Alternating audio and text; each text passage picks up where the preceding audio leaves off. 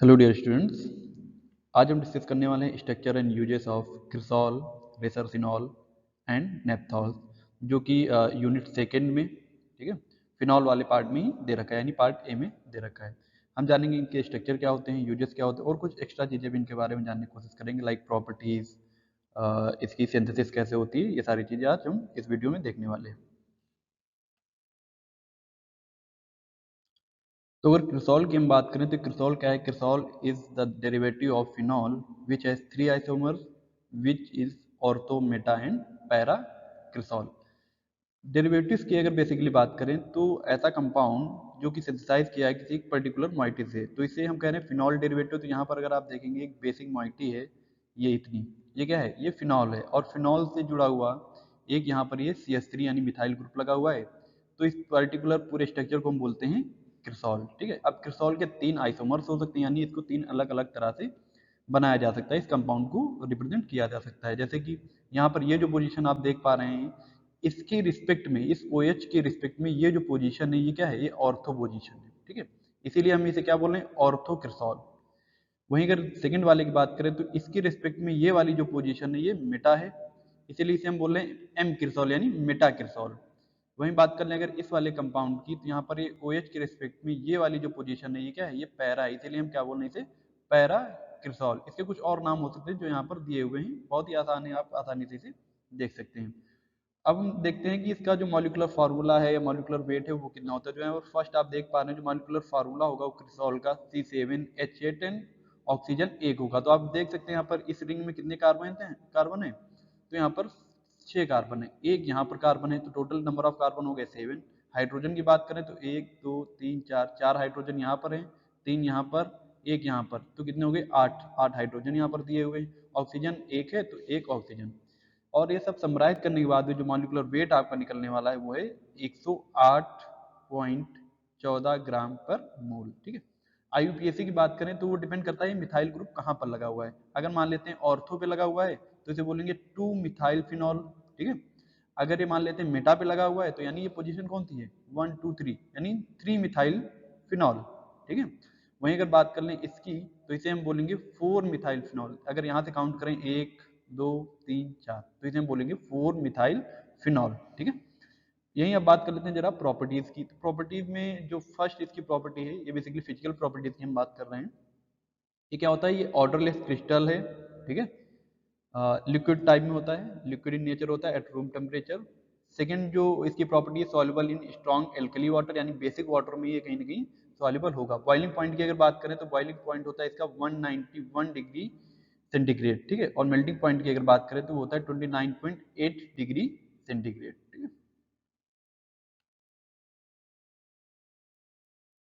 तो अब हम बात कर लेते हैं प्रिपरेशन की, है ना, कैसे क्रिसॉल को आप प्रिपेयर करेंगे, सिंथेसाइज करेंगे। तो इसमें जो पहला ही पॉइंट दिया हुआ है, cresol is hydroxy toluene that can be extracted naturally from coal tar और मेड सिंथेटिकली।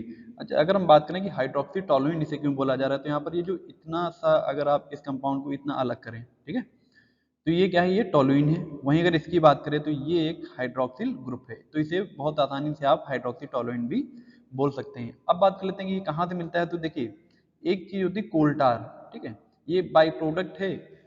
इसमें कई सारे कंपाउंड्स होंगे, जैसे आपका नेफ्थलीन होगा, फिनेंथ्रीन भी होगा, तो कहीं ना कहीं उसमें कुछ अमाउंट में आपका क्रिसॉल भी पाया जाता है। वहीं सेकंड अगर हम बात कर लें कि सेकंड तरीके से यानी सिंथेटिकली हम कैसे प्रिपेयर करते हैं, तो यहाँ पर आप देख पा रहे हैं जो सिंथेटिकली हम प्रिपेयर करते हैं वो एक रिएक्शन है फ्रिडल क्राफ्ट एल्काइलेशन। अगर फिनॉल की रिएक्शन, ठीक है, फिनॉल की रिएक्शन हम क्लोरोमीथेन से करा दें in the presence of AlCl3, ये आपने देखा था रिएक्शन ऑफ बेंजीन में। जब हम यहाँ पर फिनॉल की जगह वहां पर हमने क्या लिया था? बेंजीन लिया था। अब जब आप इससे इसकी रिएक्शन कराएंगे तो आपको अगर याद हो तो OH ग्रुप कैसा है?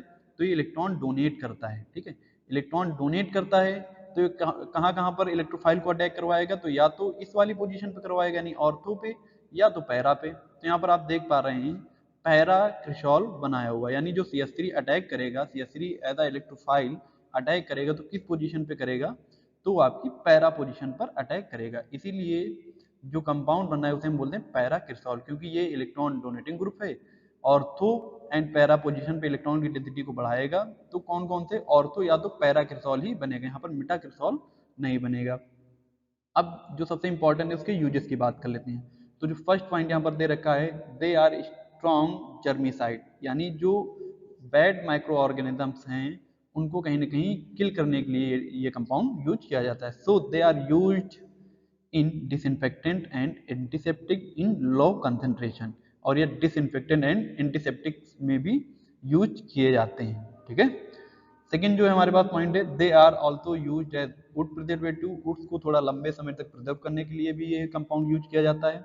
मेटाग्लिसरॉल की अगर बात कर लें, use in making photographic developer and explosive. Photographic developer basically एक सोल्यूशन होता है, ठीक है ना, उसको जो है एक्चुअल में सिंथेसाइज करने के लिए ये ड्रग ये कंपाउंड यूज किया जाता है। ठीक है। नेक्स्ट जो हमारे पास है, paracresol use as antioxidant dye industries and fragrance industries, यानी परफ्यूम वगैरह बनाने में भी इसका यूज किया जाता है। ठीक है।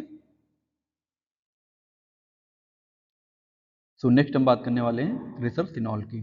देखिए रिसर्फिनॉल की बेसिकली अगर बात कर लें तो ये बेंजीन के ऊपर अगर आप दो OH ग्रुप लगा देते हैं, एक और दूसरा ये, और वो भी OH लगे कहाँ होने चाहिए, तो उनकी पोजीशन बहुत ही ज़्यादा फिक्स है, 1,3 पोजीशन पे OH ग्रुप लगे होने चाहिए। अगर इस पोजीशन को हम एक मानते हैं तो यहाँ पर 2 और ये 3, यानी 1 एंड 3rd पोजीशन पे ही OH ग्रुप आपके लगे हुए होने चाहिए, तभी हम इसे क्या बोलेंगे, रिसर्फिनॉल बोलेंगे। ठीक है। इसके अगर मॉलिक्यूलर फार्मूला की बात कर लें हम, तो जो मॉलिक्यूलर फार्मूला है वो होता है C6, यहाँ पर देख पा रहे हो रिंग में 6 कार्बन होते हैं, C6H6, यानी अगर रिंग में देखोगे तो 1 2 3 4 4 हाइड्रोजन यहाँ होंगे, एक यहाँ पर एक यहाँ पर, तो 6 हाइड्रोजन हो गए। ऑक्सीजन की बात कर ले तो एक ऑक्सीजन यहाँ पर और एक यहाँ पर, तो ऑक्सीजन में हमारे 2 हो गए। वहीं बात कर ले अगर मॉलिक्यूलर वेट की इसकी, तो मॉलिक्यूलर वेट होता है इसका 110 ग्राम पर मोल। ठीक है। मॉलिक्यूलर वेट कितना होगा, 110 ग्राम पर मोल। अब हम बात कर लेते हैं इसके IUPAC नेम की। तो IUPAC नेमिंग यहाँ पर दो नाम यहाँ पर दिए हुए हैं और एक इधर है। तो IUPAC नेमिंग की बात करें तो 1,3 डाई हाइड्रोक्सी, ये कौन से ग्रुप है, ये हाइड्रोक्सिल ग्रुप है, तो डाई हाइड्रोक्सी, और ये जो कंपाउंड इतना सा है, ये जो रिंग है क्या है, बेंजीन। 1,3 डाई हाइड्रोक्सी बेंजीन भी इसे बोल सकते हैं, या पहले आप अगर बेंजीन लिखना चाहें तो बेंजीन 1,3 डाईऑल। अब क्या है, इस OH के लिए हम लोग ऑल ग्रुप यूज करते हैं, और डाई यानी 2 की बात हो रही है, डाई ऑल। ठीक है। फिर बात कर लेते हैं प्रॉपर्टीज की। प्रॉपर्टीज की अगर बेसिकली बात करें तो जो फर्स्ट पॉइंट दे रखा है वहां पर, ये है कि it is white solid turn to pink on exposure to air. Initially ये वाइट और सॉलिड कंपाउंड होता है, बट जैसे ही एयर के कांटेक्ट में आता है तो इसमें ऑक्सीडेशन होने की वजह से कन्वर्ट हो जाता है किसमें, पिंक कलर में। ठीक, व्हाइट से पिंक कलर में। फेंट इन ऑर्डर, जो इसका ऑर्डर होता है वो कहीं ना कहीं लाइक सेडेशन टाइप का होता है। मेल्टिंग पॉइंट की अगर बेसिकली बात कर लें हम, तो मेल्टिंग पॉइंट जो है इसका 110 degree centigrade, and boiling point कितना होता है, 270 डिग्री सेंटीग्रेड। सॉल्युबिलिटी की अगर बेसिकली बात करें, soluble in water and most of the organic solvent. फिर बात कर लेते हैं प्रिपरेशन की, कि आप इस पर्टिकुलर कंपाउंड को कैसे सिंथेसाइज करेंगे। तो सिंथेसाइज करने के लिए आप यहाँ पर देख पा रहे हो एक कंपाउंड दिया हुआ है, ये जो कंपाउंड है इसे हम बोलते हैं बेंजीन। यहाँ पर देख पा रहे हैं नीचे लिखा हुआ है बेंजीन 1,3 डाई सल्फोनिक एसिड। ठीक है। 1,3 इसीलिए लिया गया है ताकि जो OH की पोजीशन है वो 1 एंड 3 पे ही मेंटेन रहे। ठीक है। 1 2 पे या 1 4 पे अगर हो जाती है तो फिर रिसर्फिनॉल ना होके कुछ दूसरा कंपाउंड बन जाएगा। जब जिंक एमलगम से इसकी रिएक्शन कराते हैं तो यहाँ पर ये SO3 ग्रुप जो है कन्वर्ट हो जाते हैं एल्कोहलिक ग्रुप में, और फिर इस पर्टिकुलर कंपाउंड को आप बोलते हैं रिसर्फिनॉल। अब बात कर लेते हैं इसके हम यूजेस की। It is externally used as antiseptic and disinfectant. Antiseptic और डिसइंफेक्टेंट का सीधा तो इतना सा मतलब है, दोनों का काम एक ही है। एंटीसेप्टिक यानी ऐसे कंपाउंड जो लिविंग सरफेस पे यूज किए जाएं, ठीक है, उन्हें बोलते हैं एंटीसेप्टिक। डिसइंफेक्टेंट की बात करें तो नॉन लिविंग, लाइक फ्लोर की क्लीनिंग के लिए आप यूज कर रहे हैं, चेयर की क्लीनिंग के लिए आप यूज कर रहे हैं, तो वो सारे आते हैं डिसइंफेक्टेंट में।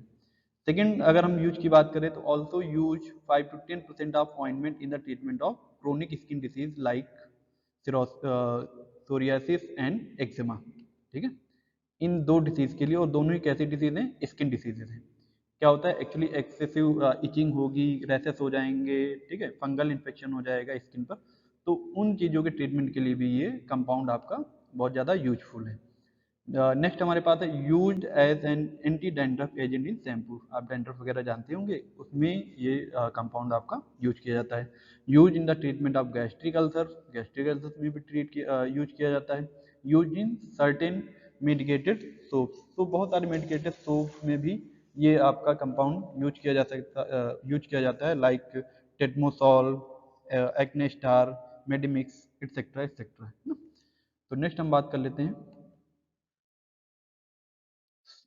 So the next one is नेप्थॉल। नेप्थॉल की बेसिकली अगर हम बात करें तो जो नेप्थॉल का स्ट्रक्चर दिया हुआ है वहाँ पर अगर आप बात करें ना, तो when benzene ring fused with phenol ring, ठीक है, ये इतनी क्या है, जहाँ पर ये आप करते देख पा रहे हैं, ये एक बेंजीन रिंग है, ठीक है, और ये अगर इतने कंपाउंड की बात कर लें यहाँ से यहाँ तक, तो क्या है, ये एक फिनॉल है। जब बेंजीन, इसकी अगर बात कर लें, ये इतना बेंजीन हो गया, और ये पूरा यहाँ से नीचे से, ये पूरी रिंग हम बात कर रहे हैं बेसिकली, ये क्या हो गया, ये एक फिनॉल है। जब दोनों आपस में फ्यूज्ड हो जाते हैं तो इस कंपाउंड को हम बोलते हैं नेप्थॉल, ठीक है। नेप्थॉल की अगर हम मॉलिक्यूलर वेट की बात कर लें या मॉलिक्यूलर फार्मूला की पहले बात कर लेते हैं, तो उसका जो मॉलिक्यूलर फार्मूला है, कार्बन कितने होते हैं, 10 होते हैं। आप यहाँ पर आराम से काउंट कर सकते हैं, नंबर ऑफ कार्बन 10 होंगे। नंबर ऑफ हाइड्रोजन की बात करें तो 8 होंगे, और ऑक्सीजन की अगर बेसिकली बात कर लें तो ऑक्सीजन यहाँ पर 1 होगा, ठीक। मॉलिक्यूलर वेट जब आप इसका निकालेंगे तो आप पाएंगे 144 ग्राम पर मोल। आईयूपीएसी की बात कर लें, आईयूपीएसी नेमिंग की अगर इसकी बात करें तो नेप्थलीन 1 ऑल, या 1 ना भी लगाएं तो आप ऐसे ही लिख सकते हैं, क्योंकि 1 कंसिडर नहीं किया जाता बहुत ज़्यादा। फिर बात कर लेते हैं इसके प्रॉपर्टी की। प्रॉपर्टी में अगर बात करें, जो फर्स्ट पॉइंट दिया हुआ है, इट इज एन कलरलेस और white solid material. Boiling point की अगर बात करें तो इस boiling point is 278.8 degree centigrade and melting point is 95 to 96 degree centigrade.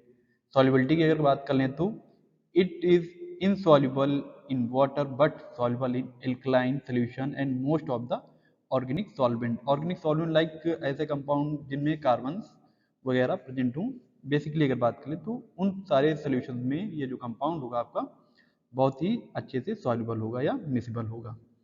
Preparation की अगर बात कर ले तो यहाँ पर आप देख पा रहे हैं एक कंपाउंड दिया गया है